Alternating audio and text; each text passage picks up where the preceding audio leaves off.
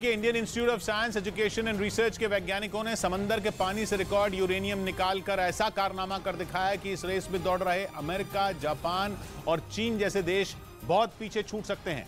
भारतीय वैज्ञानिकों का ये वो कमाल है जो देश को दुनिया में न्यूक्लियर पावर किंग बना सकता है और इस पृथ्वी को खत्म होने से बचा सकता है, क्योंकि क्लाइमेट चेंज वो बला है जो दुनिया को खत्म करने पर तुली है। इस क्लाइमेट चेंज से निपटने के लिए लगभग सभी देश परमाणु ऊर्जा जैसी रिन्यूएबल एनर्जी के पीछे भाग रहे हैं, इसलिए यूरेनियम की जरूरत बढ़ती जा रही है। लेकिन दिक्कत यह है कि परमाणु प्लांटों को चलाने वाला यूरेनियम बहुत ही लिमिटेड है। धरती पर मौजूद यूरेनियम का भंडार अब खत्म होने की कगार पर पहुंचता जा रहा है और 1 सदी के अंदर वो पूरी तरह खत्म हो जाएगा। यानी जितने बड़े पैमाने पर यूरेनियम की जरूरत है उतना वो है नहीं, इसलिए सभी देशों को जल्द से जल्द यूरेनियम की तलाश में जुटना होगा। उसी कड़ी में पुणे के IISER यानी Indian institute of science education and research के वैज्ञानिकों ने समुद्री पानी पर ही अपना दांव लगाया और उससे यूरेनियम को अलग करने की कोशिश की, क्योंकि समंदर वो भंडार है जिसके पानी में यूरेनियम कूट कूट कर भरा है।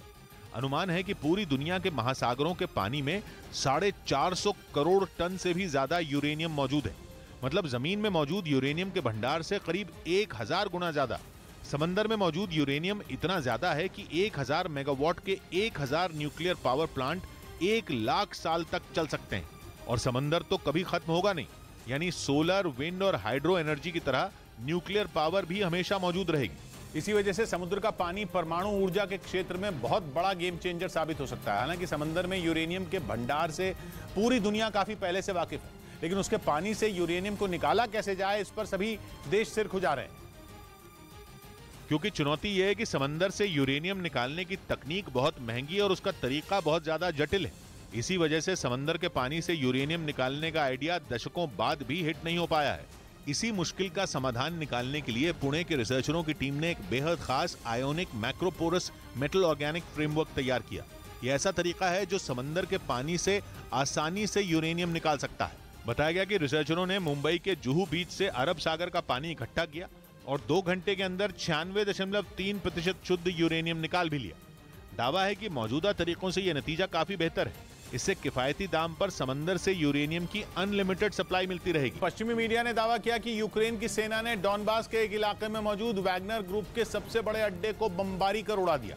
वैगनर ग्रुप पुतिन की प्राइवेट आर्मी है जो रूस की सेना के साथ मिलकर यूक्रेन के अलग अलग इलाकों में जंग लड़ रही है और दावा किया जाता है कि वैगनर ग्रुप के लड़ाके पुतिन के ऐसे वफादार भाड़े के हत्यारे हैं जो उनके एक हुक्म पर जान लेने और जान देने के लिए तैयार रहते हैं। इसी वजह से इस ग्रुप को पुतिन की कसाई ब्रिगेड भी कहा जाता है। लेकिन उनकी इस कसाई ब्रिगेड को तब बड़ा झटका लगा जब डॉनबास के एक इलाके में मौजूद उसके सबसे बड़े ठिकाने को यूक्रेन की सेना ने मिसाइल दागकर तबाह कर दिया। इसका जो वीडियो सामने आया उसमें मिसाइल हमले के बाद वैगनर ग्रुप का ठिकाना मलबे के ढेर में तब्दील दिखा। मतलब यह कि पुतिन की इस कसाई ब्रिगेड को तगड़ा नुकसान पहुंचा। असल में यूक्रेन की सेना को वैगनर ग्रुप के इस ठिकाने का पता तब चला जब 1 हफ्ते पहले एक वॉर रिपोर्टर ने वहां का दौरा किया और दावा किया गया कि इस दौरान उसने वैगनर ग्रुप के मालिक येवगेनी प्रिगोजिन से भी मुलाकात की थी। पश्चिमी मीडिया का दावा है कि वॉर रिपोर्टर की लोकेशन को ट्रेस करते हुए यूक्रेन की सेना ने वैगनर ग्रुप के सबसे बड़े अड्डे का पता लगाया और फिर मौका मिलते ही उस पर मिसाइल दाग दी। हालांकि इस बात की अभी तक पुष्टि नहीं हो सकी है कि यूक्रेन के इस हमले में वैगनर ग्रुप के मालिक प्रिगोजिन की मौत हुई या नहीं, लेकिन यूक्रेन की तरफ से यह दावा किया गया कि उसके इस हमले में पुतिन की कसाई ब्रिगेड के कई लड़ाकों की मौत हो गई। और वैगनर ग्रुप पर यह हमला ऐसे वक्त में हुआ जब वो पहले से लड़ाकों की भारी कमी से जूझ रहा है, क्योंकि कुछ रोज पहले ही पश्चिमी मीडिया ने दावा किया था कि पुतिन की प्राइवेट आर्मी को लड़ाकों की तलाश है और इसके लिए वैगनर ग्रुप ने रूस के कई शहरों में उनकी भर्ती के लिए जगह जगह होर्डिंग भी लगवाई थी ताकि जल्द से जल्द लड़ाकों की भर्ती कर उन्हें जेलेंस्की की सेना से लोहा लेने के लिए यूक्रेन भेजा जा सके। पश्चिमी मीडिया का दावा है कि यूक्रेन जंग में वैगनर ग्रुप को भारी नुकसान उठाना पड़ा है और उसके सैकड़ों लड़ाकों की मौत हो चुकी है, जिसकी वजह से उसके ग्रुप में लड़ाकों की कमी हो गई है और ऊपर से यूक्रेन की सेना ने डॉनबास के इलाके में उसके ठिकाने को उड़ाकर वैगनर ग्रुप को तगड़ा नुकसान पहुंचाया। इधर राजधानी समेत देश भर में स्वतंत्रता दिवस मनाया गया। दिल्ली के सीएम अरविंद केजरीवाल छत्रसाल स्टेडियम में आयोजित स्वतंत्रता दिवस समारोह में शामिल हुए। हम होंगे कामयाब एक दिन। मध्य प्रदेश के सीएम शिवराज सिंह चौहान ने भोपाल के मोतीलाल नेहरू स्टेडियम में झंडा फहराया। पश्चिम बंगाल की मुख्यमंत्री ममता बनर्जी ने कोलकाता में झंडा फहराया और कुछ कलाकारों के साथ डांस भी किया। सियाचिन में शहीद हुए लांस नायक चंद्रशेखर हरबोला का पार्थिव शरीर 38 साल बाद उनके घर आएगा। 29 मई 1984 को ऑपरेशन मेघदूत के दौरान वो बर्फीले तूफान की चपेट में आ गए थे, जिसमें उनकी जान चली गई थी।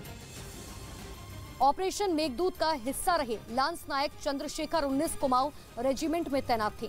भारत की ओर से मई 1984 में सियाचिन में पेट्रोलिंग के लिए सैनिकों की टुकड़ी भेजी गई थी। ऑपरेशन के दौरान बर्फीला तूफान आया और 19 सैनिक इसकी चपेट में आ गए।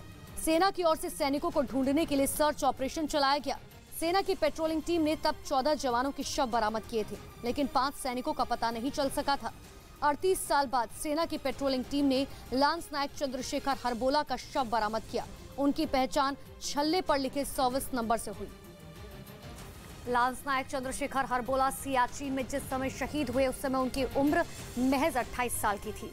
घर में पत्नी शांति देवी और 2 बेटियां थी, जिसमें बड़ी बेटी कविता की उम्र सिर्फ 4 साल की थी। आज कविता की उम्र 41 साल है।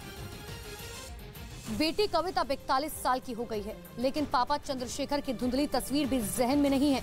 पापा के बारे में जिक्र होते ही वो भावुक हो जाती है, आंखों में आंसू आ जाते हैं। क्या पता पाकिस्तान में होंगे, लौट के आएंगे, इस टाइप से सोचते थे, पर ये नहीं सोचते थे कि उनका पार्थिव शरीर मिलेगा। 1984 में चंद्रशेखर की शहादत की खबर मिली तो परिवार ने अपने रीति रिवाज से अंतिम संस्कार किया। अब जब 38 साल बाद शहीद चंद्रशेखर के शव मिलने की खबर आई तो परिवार गमगीन हो गया। पत्नी शांति देवी ने बताया कि पिछले 38 सालों का सफर बेहद मुश्किल भरा रहा। छोटी छोटी बच्चियां पाली, पढ़ाई लिखाई, उनकी शादी की, सब कुछ अपने दम पर किया।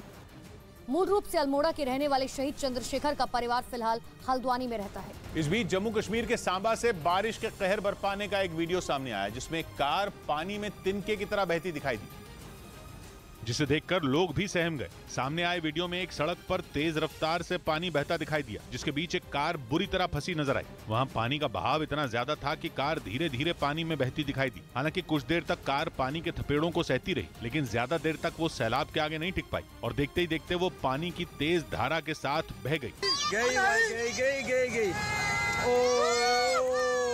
सैलाब का सितम ऐसा कि कार पानी में बहते ही आधे से ज्यादा डूब गई। हालांकि गनीमत यह रही कि जिस वक्त कार पानी में समाई, कार ड्राइवर उससे कूद चुका था, जिससे उसकी जान बच गई। बताया गया कि पानी की तेज धारा के बीच ड्राइवर ने सड़क पार करने की कोशिश की थी, लेकिन तभी कार का बैलेंस बिगड़ गया था और वो पानी में फंस गई थी। पाकिस्तान के सबसे बड़े प्रांत बलूचिस्तान में उस वक्त हाहाकार मच गया जब विरोध प्रदर्शन कर रहे लोगों पर पाकिस्तानी सेना ने अचानक गोलियां दागनी शुरू कर दी। फायरिंग की इस घटना में एक आदमी की मौत हो गई, जबकि कई लोग बुरी तरह घायल हो गए। पाकिस्तान ने यह बर्बरता तब दिखाई जब बलूचिस्तान प्रांत के हरनाई में एक मिलिट्री बेस के बाहर लोग विरोध प्रदर्शन कर रहे थे। तभी पाकिस्तानी सेना के जवानों ने उन पर गोलियां बरसानी शुरू कर दी। अचानक हुई फायरिंग से वहां भगदड़ मच गई। लोग जान बचाने के लिए इधर उधर भागने लगे।